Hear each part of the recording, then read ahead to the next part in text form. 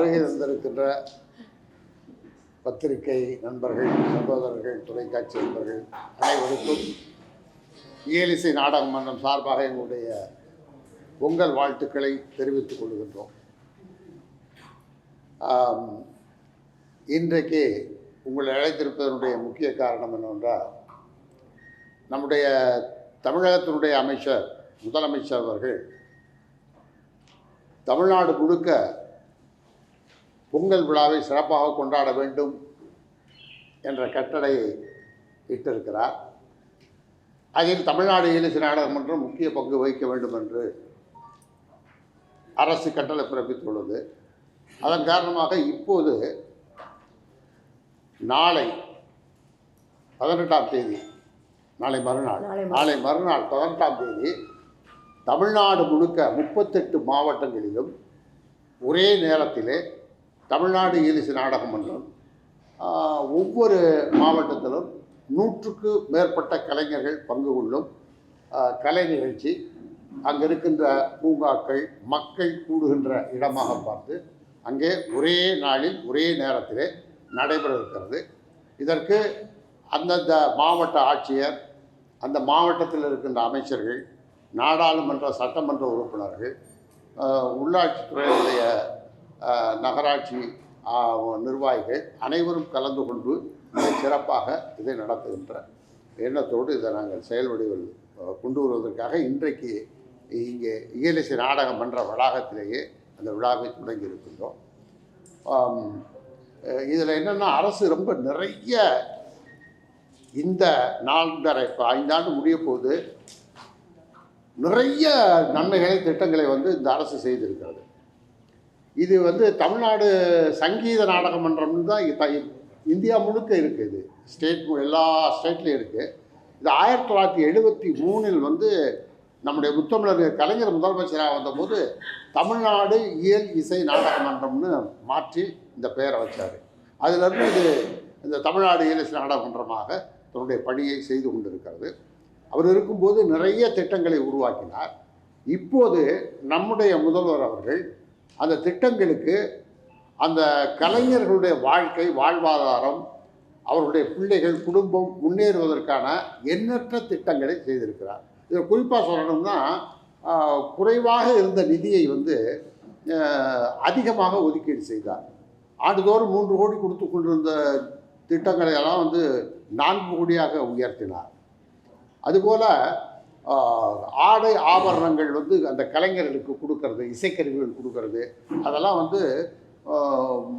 ஆண்டுதோறும் 500 பேருக்கு 5000 ரூபாய் கொடுத்துக்கிட்டு இருந்தோம். இப்போ அதை நம்முடைய ஆட்சி தளபதியார் அவர்கள் முதல்வராக வந்தவர் 10,000ஆக அதை மாற்றியிருக்கிறார். இப்படி நிறைய திட்டங்கள்.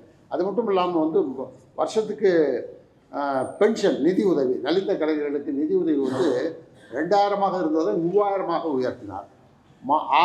ஒவ்வொரு ஆண்டும் 1000 பேருக்கு அனுப்பிச்சுக்கிட்டே இருக்கும்போது முதல்வர் கேட்டார்கள், எவ்வளோ பேர் கலைஞர்களுடைய பெட்டிஷன் வந்துகிட்டு இருக்குங்க, மனுக்கள் வந்துட்டு இருக்குங்க, அதில் பரிசீலனை செய்து ஆண்டுதோறும் இவ்வளோ பேர் அனுப்பிச்சிட்ருக்கோம் அப்படின்னா 500 பேர் அனுப்பிச்சிட்ருக்கோன்னு சொன்னோம். அப்போ சொன்னார், எவ்வளோ மனுக்கள் வந்திருக்குன்னாரு. ஒரு 2500 மனுக்களுக்கு மேலே வந்திருக்கு அப்படின்னு. எல்லாமே தகுதி உள்ளதாக இருக்கிறதா, எல்லாமே கஷ்டப்படுற கலைஞர் தான், அவ்வளோ பேருக்கு கொடுத்துருங்க என்று இந்த முறை வந்த மனுக்கள் அத்தனைக்கும் 9 கோடி ரூபாய் நிதி ஒதுக்கீடு கொடுத்தாரு. அது கலைஞர்களுக்காக. இதில் இப்போ நாங்கள் தமிழ்நாடு இயலிசை நாடக மன்றமும் தமிழ்நாடு நாட்டுப்புற நல வாரியத்திற்கும் நான் தலைவராக இருக்கின்றேன். தமிழ்நாடு இயலிசை நாடக மன்றத்தினுடைய செயலாளராக அம்மையார் அவர்கள் இருக்கின்றார்கள். இப்போ எங்களுக்கு என்னென்னா, அடிப்படையில் இந்த கலைஞர்கள் படுகின்ற துன்பங்களை உடனடியாக எடுத்து கொண்டு போய் எங்கள் துறை அமைச்சரிடமும் தமிழக முதல்வரிடமும் துணை முதல்வர் சொல்லும்போது அவ்வளவு அருமையாக அதை உடனே செயல்படுத்துகிறாங்க.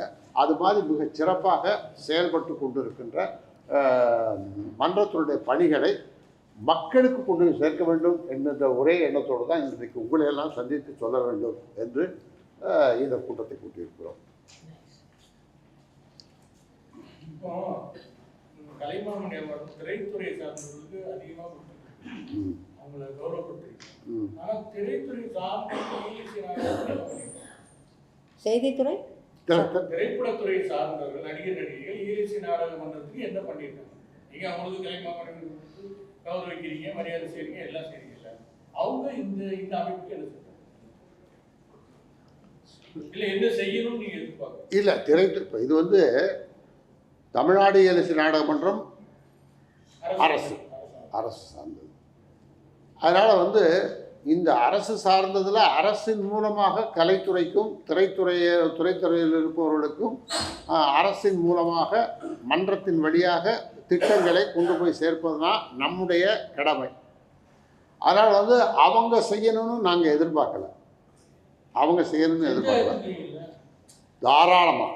யார் வந்து மன்றத்துக்காக ஏதாவது உதவி செய்யறாங்கன்னா அதை யாரும் மறுக்க முடியும். கலைஞர்களுக்காக உதவி செய்யணும்னு சொன்னாங்கன்னா எதிர்பார்ப்பேன். ஒன்றுமே இல்லை. இப்போ நாங்கள் 2 பேருமே திரைத்துறையில் இருக்கிறவங்க தான். இவங்க வந்து கிட்டத்தட்ட 50-60 ஆண்டு காலமாக பொது வாழ்க்கை பாடகராக இருந்தவங்க, கலை நிகழ்ச்சிகள் செய்தவர்கள். இவருடைய கணவனும் மிகப்பெரிய இசையமைப்பாளர். நான் உங்களுக்கு தெரியும் 40-45 வருஷமாக சினிமா உலகத்தில் இருக்கிறேன், நாடகத்திலிருந்து வந்தேன். அதனால் இதனுடைய பேசிக்கில் எவ்வளோ பிரச்சனைகள் இருக்குது. கிட்டத்தட்ட தமிழ்நாட்டில் மட்டும் 7 லட்சம் கலைஞர்கள் இருக்காங்க. முறைப்படுத்தாமல் கரெக்டாக வந்து கணக்கெடுக்காமல் பார்த்தா தோராயமாக 7 லட்சம் பேர் இருக்காங்க. அதில் வாரியத்தில், நாட்டுப்புற கலைஞர்கள் வாரியத்தில் வந்து 50,000 பேர் தான் இதுவரை உறுப்பினர் ஆகியிருக்காங்க. இதை வேகமாக இதை வந்து உறுப்பினர்கள் நிறைய சேர்த்தா தான் அவங்களுக்கு அரசின் மூலமான திட்டங்களை வந்து செயல்படுத்த முடிஞ்சது. இப்போ நாங்கள் அதற்கான நடவடிக்கையும் எடுத்துக்கிட்டு இருக்கோம். இந்த ஓய்வூதியம் கொடுக்கறது வந்து பாருங்கள், அதில் நிறைய சிக்கல் இருந்தது. என்ன சிக்கல் இருந்ததுன்னா, தாசில்தார்கிட்ட கையெழுத்து வாங்கணும், டிஆர்ஓட்ட கையெழுத்து வாங்கணும், ஆர்ஐகிட்ட கையெழுத்து வாங்கணும். இப்படி எல்லாருமே போய் சுற்றி வரும்போது அந்த கலைஞனுக்கு வயதாகிடுது, அவனுக்கு வந்து பென்ஷன் போய் சேர்றது கஷ்டமாக இருக்குது. அதையும் அரசிடம் எடுத்து சொல்லி ஒரு குழுவை நியமித்து தேர்ந்த கலைஞர்கள், புதிய கலைஞர்கள் ஒரு குழு இருந்து, இந்த குழுவில் அந்த கலைஞனை பார்த்தா இவன் உண்மையான கலைஞன், இவன் கஷ்டப்படுறான், இவனுக்கு நிதி உதவி கொடுத்தா உடனே கொடுத்துடலாம் அப்படின்ற மாதிரி ஒரு திட்டத்தையும் உருவாக்கியிருக்கோம். நம்ம வந்து இதுக்கு முன்னாடி ஒரு பிரச்சனை இருந்தது.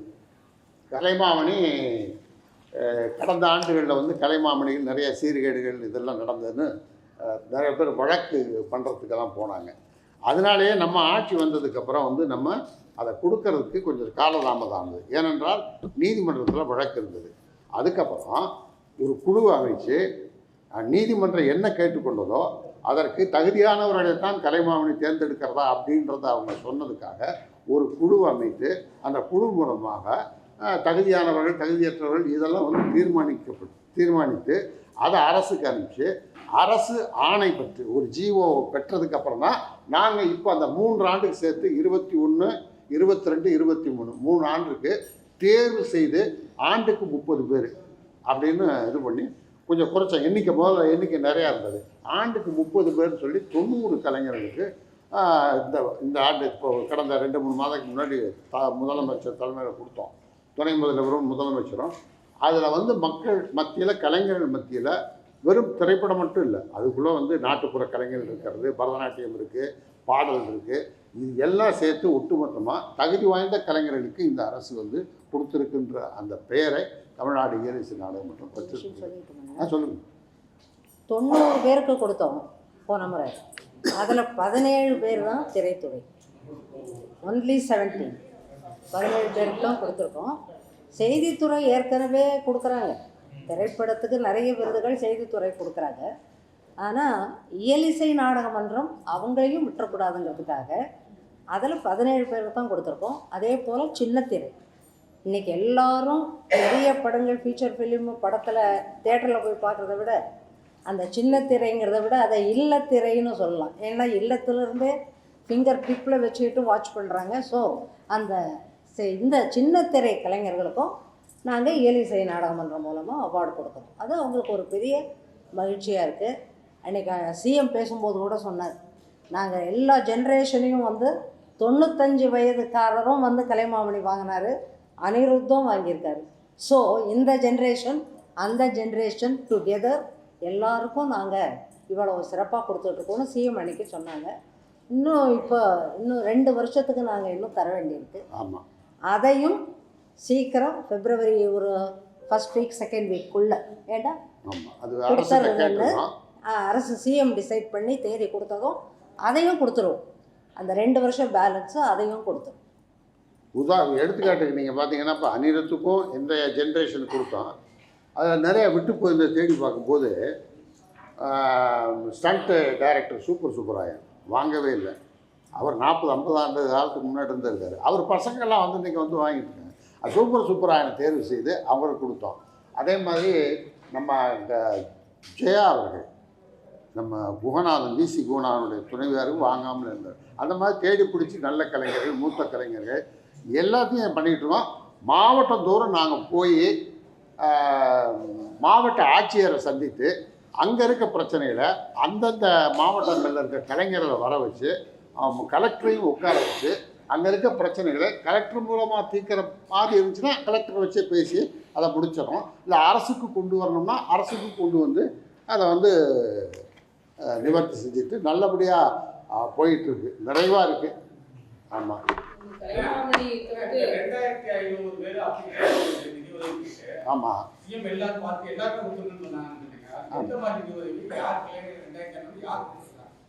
என்ன புரியல?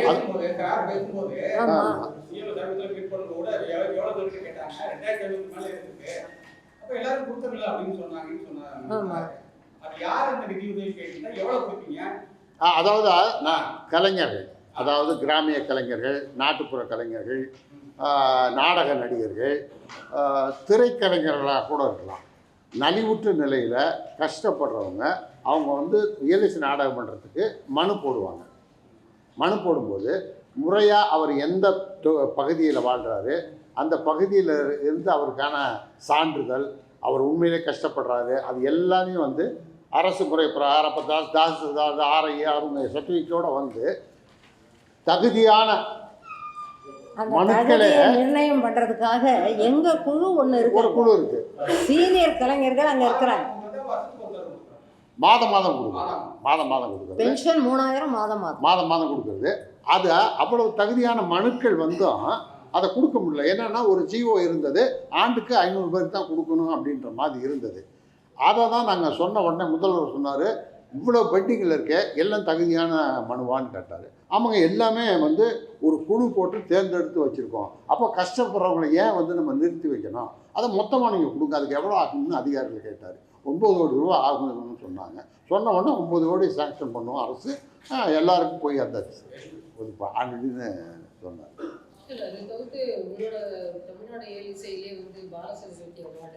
அப்படின்னு சொன்னார். பாரதியார் அவார்டு இந்த முறையும் கொடுப்போம்மா. இப்போ இந்த 60 பேருக்கு கொடுக்க வேண்டியிருக்கு. அதாவது 2 வருஷம் கலைமாமணி அதை பிளான் பண்ணி ரெடி பண்ணிக்கிட்டு இருக்கோம். அலாங் வித் தட் இந்த 3 ஸ்பெஷல் அவார்ட்ஸும் பாரதியார் விருது, பாலசரஸ்வதி விருது, அந்த மாதிரி 3 விருது. ஆமாம், அதுவும் தான் இது இந்த 3 தான். ஆமாங்க, அதாவதுங்க கனிமொழி அவங்க 10 வருஷத்துமாக வந்து நடத்திக்கிட்டு இருக்காங்க, சென்னை சங்கமம் நடத்திக்கிட்டு இருக்காங்க. இப்போது கலை பண்பாட்டுத்துறை சார்பில் அவங்க இந்த கிராமிய கலை விழா நடத்த ஆரம்பித்தாங்க. அதுக்கு நம்ம முதல்வர் அவர்கள் கனிக்கு ஏற்கனவே ரொம்ப எக்ஸ்பீரியன்ஸ் இருக்கிறதுனால கனியினுடைய கைடன்ஸு, கனி பொறுப்பெடுத்து இதை நடத்தணும் அப்படிங்கிற மாதிரி சொன்னதுனால கலை பண்பாட்டுத்துறையில் கனியும் அந்த பொறுப்பை ஏற்றுக்கிட்டு ரொம்ப சிறப்பாக ஒரு இனாகுரல் ஃபங்க்ஷன் முந்தானத்து நடந்தது. ரொம்ப சிறப்பாக அவங்களும் வந்து 18ஆம் தேதி வரைக்கும் சென்னையில் உள்ள, அதான் அங்கே முக்கியம், சென்னையில் உள்ள பூங்காக்கள், விளையாட்டு திறன்கள், இப்போ நிறைய பேர் கூடுற இடம், இந்த மாதிரி நடத்திட்டு இருக்காங்க. நாங்கள் இயலிசை நாடகமன்றத்தை பொறுத்த வரைக்கும் 2 வருஷமாகவே நாங்கள் தமிழ்நாடு முழுக்க 38 மாவட்டத்தில் 1 வாரம் டைம் கொடுத்தோம். நாங்கள் அதாவது 14லேருந்து 18க்குள்ளே எந்த தேதி அங்கே லோக்கலில் உள்ளவங்களுக்கு வசதிப்படுதோ அந்த தேதியில் நடத்தலாம். ஆனால் இந்த முறை சிஎம் என்ன அபிப்பிராயப்பட்டாங்கன்னா, ஒரே தேதியில் 18ஆம் தேதி இயலிசை நாடகமன்றம் 38 மாவட்டத்திலையும் நடத்தணும் அப்படின்னு சொன்னாங்க. அதுக்காக ஒரு பெரிய மீட்டிங் செக்ரட்டரியேட்டில் போட்டு அதை போயிட்டு நாங்கள் கலந்துக்கிட்டோம். 18 நாங்கள், 15 16 கலை பண்பாட்டுத்துறை, 17 சுற்றுலாத்துறை, இப்படி 3 பகுதியாக பிரித்து எங்களுக்கு 18ன்னு ஒதுக்கின காரணத்தினால இப்போ என்ன ஸ்பெஷல்னா, அந்த 18ஆம் தேதி ஒரே நாளில் 38 மாவட்டத்திலையும் கலைஞர்கள் ஏறக்குறைய 100 பேர் பங்கு கொள்கிற அண்ணன் முன்ன சொன்ன மாதிரி ஒரே நேரத்தில் நடத்துறது மிகப்பெரிய சிறப்பு. இதுக்கு காரணம் இந்த முறை சிஎம் வந்து அதை கையில் எடுத்துக்கிட்டு இப்படி சுற்றுலாத்துறை, கலை பண்பாட்டுத்துறை, தமிழ்நாடு இயலிசை நாடகமன்றம் அப்படி பிரிச்சுட்டாங்க. பிரித்து இந்த பொங்கல் ஹாலிடேஸு அத்தனையும் கலைஞர்கள் பங்கு பெறணும், அவங்க பயன் பெறணும் அப்படின்னு இதை உருவாக்குனாங்க. அப்படி பண்ணிகிட்டு இருக்கோம். இப்போ நம்ம ஒரு திருவிழா இங்கே நடந்துருச்சு. 18ஓட அவங்களுக்கு முடிய போகுது இந்த கிராமியத்தில். இதெல்லாம் நாங்கள் எப்போ என்ன பண்ணுவோம்னா, அவங்க முடித்ததுக்கப்புறம் 38 மாவட்டத்தையும் நாங்கள் முடிச்சுட்டு சென்னையில் மிகப்பெரிய விழாவை இயலிசை நாடகமன்றம் வழக்கமாக நடத்தும். அந்த விழா இந்த முறை 22, 25, 26 இல்லைன்னா 25, 26 3 நாள் இப்போ நாங்கள் நடத்த போகிறோம். 22 மிகப்பெரிய ஒரு பட்டிமன்றம் முத்தமிழ் பேரவையில் ஜெகத் ரட்சகன் தான் நடுவராக இருக்க போகிறாரு. நம்ம ராசா எம்பி அவர்கள் தொடங்கி வைக்க போகிறாங்க. நெல்லை ஜெயந்தா உட்பட மிகப்பெரிய கவிஞர்கள் பங்கு பெறுறாங்க அதில், அந்த பட்டிமன்றத்தில். அது 22 முத்தமிழ் பேரவை.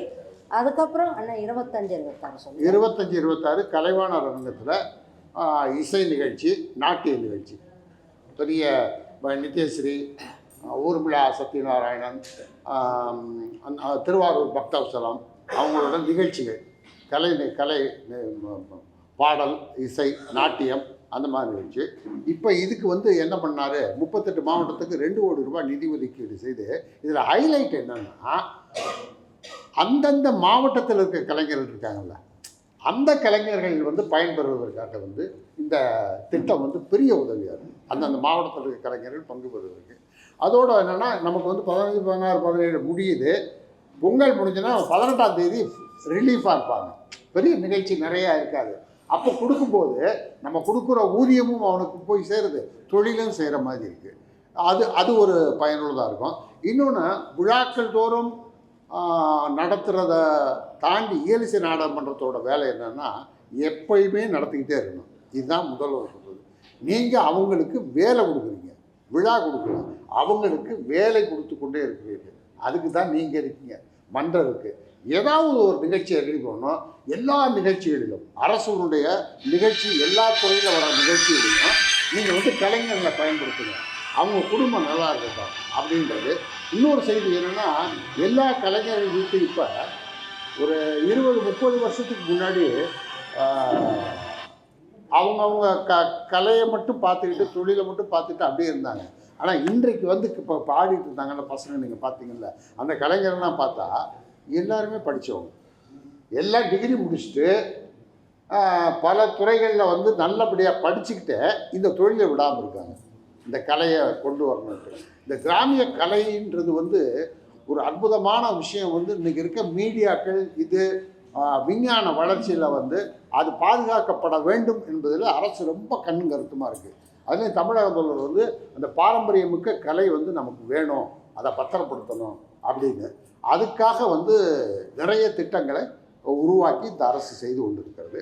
அதில் தான் வந்து இந்த ட்ரெஸ்ஸு, இப்போ அவங்களுக்கு வந்து பணமாக கொடுத்தோம்னா அந்த பணத்தை செலவு பண்ணிடுவாங்க. அதனால் என்னென்னா, இப்போ நாட்டுப்புற கரகாட்டம், காவடி ஆட்டம், ஒயிலாட்டம், மயிலாட்டம்னா அதுக்கு என்ன ட்ரெஸ்ஸு, ஆடை ஆபரணங்கள் வாங்கி கொடுத்துறது, இல்லை இசைக்கருவிகள் வாங்கி கொடுத்துறது, இல்லை நான் அவங்களுக்கு பணமாக கொடுத்து அதை வாங்கிக்கிட்டாங்கன்னா அது ஒரு தனி திட்டம் அப்படியே போயிட்டுருக்கு. இப்படி எண்ணற்ற கலைஞருடைய வாழ்வு சிறப்பதற்கு இது. இன்னொன்று என்னென்னா, எல்லா ஆட்சியர்கிட்டையும், மாவட்ட ஆட்சியர்கிட்டையும் நாங்கள் வந்து ஒரு 2 மாதம் 3 மாதத்துக்கு ஒரு தடவை தமிழ்நாடு முழுக்க நானும் செயலாளரும் சுற்றி வரும்போது அந்த நாடாளுமன்ற உறுப்பினர், எம்எல்ஏ, மாவட்ட துறை அமைச்சர் எல்லாரையும் கூப்பிட்டு வச்சு உட்கார வச்சுட்டு கலெக்டர் ஆஃபீஸ்லேயே கலெக்டர் தலைமையில் மீட்டிங் போடுறோம். அப்போ எல்லா கலைஞரும், அந்த டிஸ்ட்ரிக்டில் இருக்க கலெக்டர் கலைஞர்களெல்லாம் வர வச்சு என்னென்ன பிரச்சனை உங்களுக்கு, இப்போ என் பசங்களுக்கு படிக்கிறதுக்கு இந்த பிரச்சனை இல்லை, எங்களுக்கு வந்து இந்த இடத்துல இடம் இருக்குது, கவர்மெண்ட் இடம் இருக்குது, அந்த இடத்துல நாங்கள் வீடு கட்டலாம், வீடு வேணும்னா அது ஆட்சியர் சம்மந்தப்பட்டது, கலெக்டர் சம்மந்தப்பட்டது. அங்கேயே கலெக்டர்கிட்ட வச்சு கலெக்டர்கிட்ட செஞ்சு கொடுத்து இது மாதிரி ஒரு வேலையை வந்து சைலண்ட்டாக பண்ணிக்கிட்டே இருக்கோம். அப்போ நண்பர் கேட்டார் என்கிட்ட, நீங்கள் வந்து சைலண்ட்டாக இருக்கிற மாதிரி இருக்கே ஏரிசி நாடகம் பண்ணுறோம், அது தெரியணுமே வெளியே அப்படின்னு. உண்மைதான், அது நிறைய பணிகளை நாங்கள் செஞ்சுட்டு இருக்கோம். ஆனால் அது சைலண்ட்டாக அமைதியாக அது வந்து அது போயிட்டுருக்கு. அது வந்து மக்களுக்கு கொண்டு போய் சேர்க்கணும். அதுதான் இப்போ வந்து சென்னை சங்கமம் வந்து பண்ணும்போது அது மக்களுக்கு ரீச் ஆகிடும்.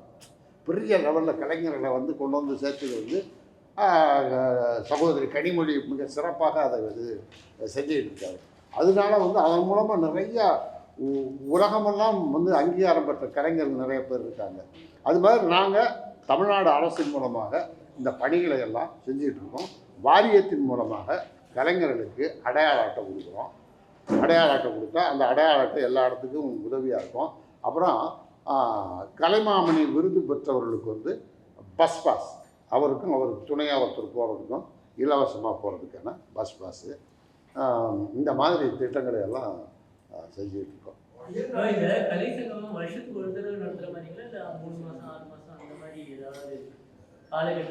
எதுங்க சார்? இல்லை, நாங்கள் வந்து எல்லா நிகழ்ச்சியும் நடத்துகிறோம். நிறைய நிகழ்ச்சி கலைச்சங்கமங்கிறது இந்த ஸ்பெசிஃபிக் பொங்கல் ஹாலிடேஸ் நடத்துறது வேறு. இது இல்லாமல் பர்மனெண்ட்டாக த்ரூ அவுட் தி இயர் பண்ணுறது முத்தமிழ் முகாம்னு நடத்துகிறோம். அது என்னென்னா இயல் போய் ஒவ்வொரு காலேஜில் ஆயிரக்கணக்கான ஸ்டூடெண்ட்ஸ்க்கு மத்தியில் கவியரங்கம், பட்டிமன்றம், இயல் சம்மந்தப்பட்டது முத்தமிழ் முகாம் நடத்துகிறோம். அதாவது கலை, இலக்கியம், இயல், இசை, நாடகம், நாட்டியம், கிராமிய கலைகள் அத்தனையும் சேர்ந்து ஒரு வாரம் கண்டினியூஸாக நடத்துவோம். அதெல்லாம் போய்கிட்டே இருக்கோம். சங்கரதாஸ் சுவாமி அவருடைய நினைவு நாளை ஒட்டி தமிழ்நாட்டில் முழுக்க சங்கரதாஸ் சுவாமி எழுதிய நாடகங்கள் அது நடந்துக்கிட்டே இருக்கும். இது எங்களுக்கு ஓய்வே கிடையாது. அண்ணன் சொல்கிற மாதிரி ரீச் ஆகலை பப்ளிக்குங்கிறது இட்ஸ் அ ஃபேக்டர். பட் இப்படி த்ரோட்டு நடத்திக்கிட்டு இருக்கோம். கோயில்களில் நடத்துகிறோம். கோயிலில் ஒவ்வொரு வருஷமும் அதுக்குன்னு ஒரு தனி அலாட்மெண்ட் இருக்குது. அந்த கோயிலில் போய் பரதக்கலை, கிராமிய கலை இதெல்லாம் நடத்திக்கிட்டு இருக்கோம். இதெல்லாம் தொடர்ந்து ஸ்கீம் எங்களுக்கு நடத்திக்கிட்டே இருப்போம், கேப்பே கிடையாது. என்னென்னா இந்த பொங்கல் டைமில் நடத்துறது ஒரு கொஞ்சம் அதிக முக்கியத்துவம் பெறும். அவ்வளோ ஆண்டுதோறும் நடத்திக்கிட்டு இருக்கோம். இப்போ இளங்கலைஞர்களை வந்து ஊக்குவிக்கணுன்றதுக்காக ஒரு திட்டம் இருக்குது, இளங்கலைஞர்கள் ஊக்குவிப்பு திட்டம்னு. அதில் வந்து நாடகங்கள், நாட்டிய நாடகங்கள், இதுக்கெல்லாம் வந்து நாங்கள் இப்போ கொடுத்து திட்டங்கள் அது தனியாக போயிட்டே இருக்கோம். கல்லூரிகளில் வந்து அவங்கள மாணவர்களை கூப்பிட்டு வந்து வச்சு அதில் வந்து ஊக்குவிப்பு இருக்குது. அது மட்டும் இல்லாமல் நூல்கள், நல்ல நல்ல நூல்கள், நாடக நூல், அந்த மாதிரி அதுகளுக்கும் ஊக்குவிப்பு திட்டங்கள் இருக்குது. இது ஒரு கிட்டத்தட்ட கலை, இயலில் வர்ற நூல், கவிதை, கட்டுரை, கதை, இயல், இசையில் வந்து கர்நாடிக், நாட்டுப்புற கலை, கிராமிய பாட்டு அது வந்துடுது. நாடகத்தில் வந்து நாடகம் வந்துடுது. நாடகத்தில் வந்து எங்கன்னா நம்ம சென்னை போன்ற நாடகங்களில் நவீன நாடகங்களும் வந்துடுது. அவங்க நடத்துகிற இசை நாடக நடிகர், இப்போ வள்ளி திருமணம், அந்த ஹரிச்சந்திரா, அது போன்ற முதுமையான கலைகள் இருக்காங்களா, அந்த கலைகளும் வந்து போற்றப்பட வேண்டும் அப்படின்றதும்.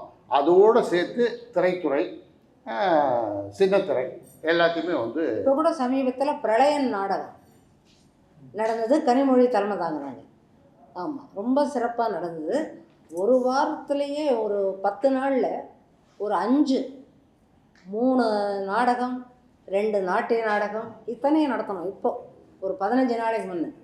பட் என்னென்னா அது வெளியே பெரிய பப்ளிசிட்டி பண்ணுறதில்ல. சொல்லுங்கள்.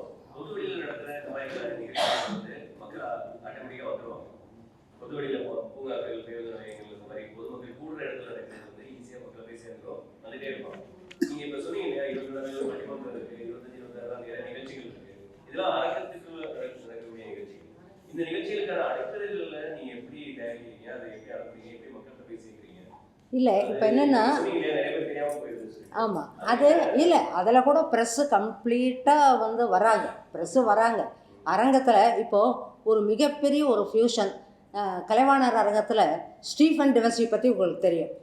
He is world famous. Stephen Devassy along with Rajesh Vaidhya fusion கலைவாணர் அரங்கத்தில் தான் அது நடத்த முடியும், அந்த சார்ட் ஆஃப் ப்ரோக்ராம். ஸோ அதுக்கே ஃபுல் ஹவுஸ் கலைவாணர் அரங்கம். நாங்கள் எதுவும் வந்து வேறு மாதிரி ஆர்கனைஸ் பண்ணி கூட்டத்தை கூப்பிட்றதில்ல. இந்த மாதிரி ஒரு ஃப்யூஷன் நடக்குதுன்னா மியூசிக் லவர்ஸ் ஆட்டோமேட்டிக்காக அவங்க வராங்க. அது தனி ஒரு கொஞ்சம் லெவல் வேறு. நீங்கள் இப்போது கோயிலில் நடத்தும்போது எங்களுக்கு எவ்வளோ பெரிய ப்ளஸ் பாயிண்ட்டுன்னா, வர்ற பக்தர்கள் எல்லாருமே வந்து ரொம்ப ஆர்வமாக உட்காந்து அந்த பரதநாட்டிய நிகழ்ச்சி, இசை நிகழ்ச்சி இதெல்லாம் கேட்குறாங்க. ஸோ இயலிசை நாடகமன்ற சார்பில் கோயில்லையும் இதெல்லாம் நடக்குது. திறந்த வெளிகளில் இப்போ நான் சொன்னேன், ஒரே வாரத்தில் கிராமிய கலை, பரதநாட்டியம் எல்லாமே திறந்த வெளி அரங்கத்தில். இப்போ எங்கள் அரங்கம் வெளியே திறந்த வெளி அரங்கம். இது ஆல் ஆர் வெல்கம். நல்லா வெளியே எல்லாம் போஸ்டர் அடித்து பேனர் கட்டி பண்ணால் பப்ளிக் எல்லாம் வந்துடுவாங்க. எங்கே அவ்வளோ பெரிய கூட்டம் வரும். அது ஒரு வாரம் கண்டினியூஸாக நடக்கும். அதனால் நீங்கள் சொல்கிறது கலைவாணர் அரங்கம் அப்படிங்கிறது ஒரு வருஷத்தில் ஒரு தடவை, அவ்வளவுதான். கொஞ்சம் பெரிய இந்த மாதிரி நான் சொன்னேன்னு அந்த மாதிரி ஃப்யூஷன்ஸு அப்படியெல்லாம் நடத்துறதுக்கு இதுதான் பிளான். இதில் வந்து நமக்கு எல்லாத்துக்கும் அனுப்பிச்சிடுறோம். எல்லா நிகழ்ச்சிக்கும் பத்திரிக்கை, தொலைக்காட்சி எல்லாத்துக்குமே வந்து தகவல் கொடுத்துட்றோம். நம்ம இன்விடேஷன் அனுப்பிச்சி வச்சுட்றோம். அது தொடர்ந்து அது நல்லபடியாக நடந்துகிட்ருக்கு.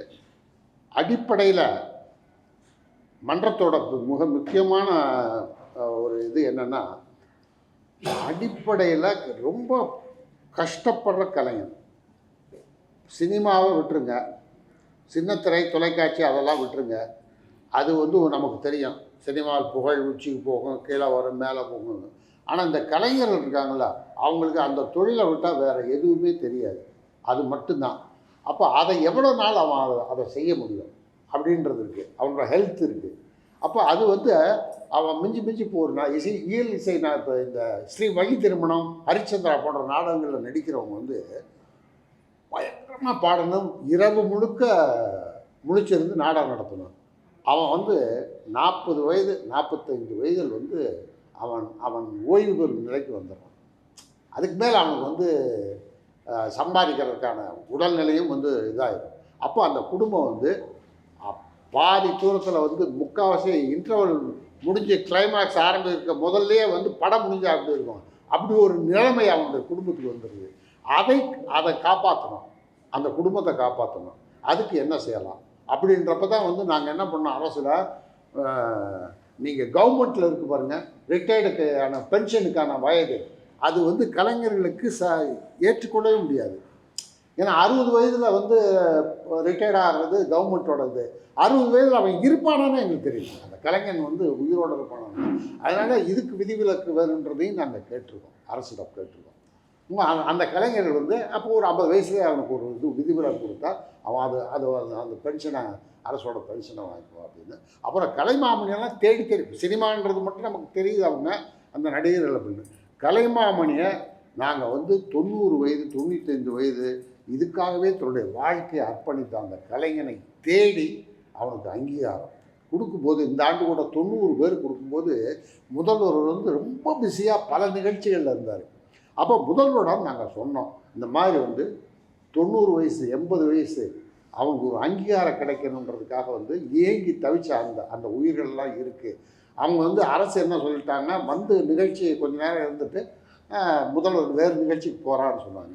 இந்த செய்தியை நாங்கள் சொன்ன உடனே முதல்வரில் மற்ற நிகழ்ச்சிகள்லாம் அப்புறம் வச்சுக்கிறேன், அந்த ஒரு கலைஞன் இத்தனை ஆண்டு கழித்து ஒரு 80 வயசில் 85 90 வயசில் அவங்க வந்து அதை பெற்று கொடுக்குறான்றப்ப அதை நான் இருந்து தான் கொடுத்துட்டு போவேன்னு 90 பேருக்கு நின்று இருந்து அந்த கொடுத்த அந்த கலைஞர்களுக்கு ஒரு மரியாதையும் அங்கீகாரத்தையும் அரசின் மூலமாக வழங்கினார்.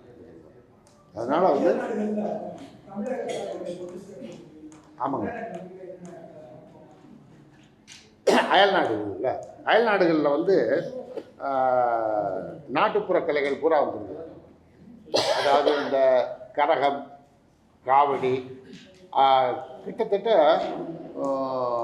நாட்டார் கலைகள் சொல்லி நீங்கள் ஒரு புக்கை எடுத்தால் கவர்மெண்ட் அங்கீகாரம் கொடுத்த கலைகளே 100 கலைகள் இருக்குது. 100க்கு மேற்பட்ட ஒரு 105 கலைகள் இருக்குதுன்னு நினைக்கிறேன். அதில் ஒரு முக்கியமான கலைகள் அவங்க வெளிநாட்டில் விரும்புகிறது எது, என்ன மாதிரி விரும்புகிறாங்களோ அந்த நிகழ்ச்சிகளெல்லாம் எடுத்து கொண்டு போகிறோம். இன்னொன்று, அந்த நிகழ்ச்சிக்கு கொண்டு போகிற பொருட்கள் இருக்குது பாருங்கள். இப்போ கட்டைக்கால் ஆட்டம் இருக்குன்னா அந்த கட்டையெல்லாம் எடுத்துட்டு ஃப்ளைட்டில் கொண்டு போகிறதெல்லாம் கொஞ்சம் சிரமமாக இருக்கும். அது மாதிரி இல்லாமல் மற்ற கலைஞர்கள் இதெல்லாம் எடுத்துகிட்டு போகலாம். இல்லை அங்கேயே தயார் பண்ணாலும் இப்போ என்னென்ன வெளிநாட்டுக்கு போகிறப்ப வெளிநாட்டில் வந்து அங்கே தயாராக இருக்கிற குடும்பங்கள், நம்ம தமிழ் குடும்பங்களில் வந்து பிள்ளைங்கள்லாம் அவங்களாம் ரெடியாக வச்சுருக்காங்க. அவங்க ப்ராக்டிஸ் பண்ணி அப்புறம் இங்கேருந்து 2 நாளைக்கு முன்னாடியே இந்த கலைஞர்களை வர சொல்கிறாங்க. இந்த கலைஞர்கள் மூலமாக அங்கே அவங்க வந்து இது இருக்குது, பள்ளி ஸ்கூல் மாதிரி நடத்தி ஒரு 3 நாள் வந்து நாட்டியங்கள், கிராமிய கலைகள், கரகம், காவடி எல்லாம் வச்சு அவங்க ஆடுறாங்க. அந்த மாதிரி தான் நிகழ்ச்சிகள் வந்து பார்க்குறோம்.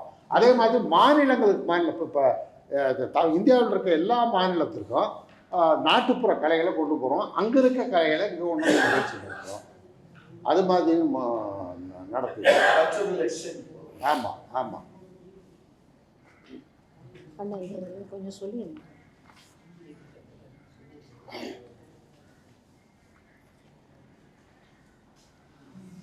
அது மாதிரி மறைந்த கலைஞர்களுடைய வாரிசுதாரருக்கு குடும்ப பராமரிப்புக்கு இந்த அரசு, நம்ம அரசு வந்ததுக்கப்புறம் 25,000 ரூபா குடும்ப பராமரிப்பு நிதி உதவி வழங்குறது இருக்குது. அதே மாதிரி கலைமாமணி விருது வாங்கியவங்களாம் நல்லா இருப்பாங்கன்ற சொல்ல முடியல. கலைமாமணி விருது வாங்கி ரொம்ப கஷ்டப்படுற நலிவுற்ற கலைஞர்களுக்கு 50,000 ரூபா முன்னாடி வழங்கிட்டு இருந்தது. அதை நம்முடைய முதல்வர் வந்ததுக்கப்புறம் 1 லட்சமாக உயர்த்தி ஆண்டுக்கு 10 பேருக்கு 10 கலைமாமணியை தேர்ந்தெடுத்து அந்த 10 பேரை வர வச்சு அவங்களுக்கு 1 லட்ச ரூபா கொடுக்குற மாதிரி திட்டங்கள் எல்லாம். அதாவது தேடி நாங்கள் பார்க்குறோம். நமக்கு இப்போ எனக்கும் சரி அவங்களுக்கும் சரி இந்த கலைஞர்களுடைய துன்பம், அவங்க பேக்ரவுண்டு வெறும் கலை முன்னாடியில் வந்து மேக்கப் போட்டு ஆடுறாங்க அப்படின்றதுக்கு பின்னாடி இருக்குல்ல அவங்களுடைய பேக் சைடு, அது எங்களால் நிச்சயம் முழுக்க உணர முடியும். அது எங்களுக்கு தெரிஞ்சிருக்கிறதுனால அதெல்லாம் ஈஸியாக நாங்கள் நோட் பண்ணி கவர்மெண்ட்டை சொல்கிறோம், முதல்வர்கிட்ட எடுத்துகிட்டு போகிறோம். அவங்க அதை மிக சிறப்பாக வந்து எல்லாமே செய்கிறாரு. அதில் வந்து எத்தனையோ பணிகளுக்கு இடையில் இந்த கலைக்கு மிகப்பெரிய முன்னுரிமையை இந்த அரசும் முதல்வர் அவர்களும் கொடுத்து வர்றாங்க. அது எந்த நேரத்தில் நாங்கள் கேட்டாலும் உடனே அதிகாரிகளை கூப்பிட்டு இதெல்லாம் செய்யுங்க, உங்களை கேட்குறது அதை செய்யுங்க அப்படின்னு சொல்லி சொல்கிறாரு. அதனால் சிறப்பாக போயிட்டுருக்கு.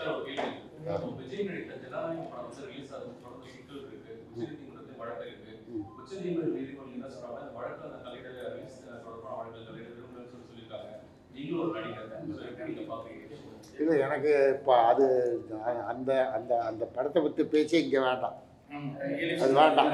இது அரசு நிகழ்ச்சியில் அரசு சம்மந்தப்பட்ட அது தனியாக சொல்கிறோம்.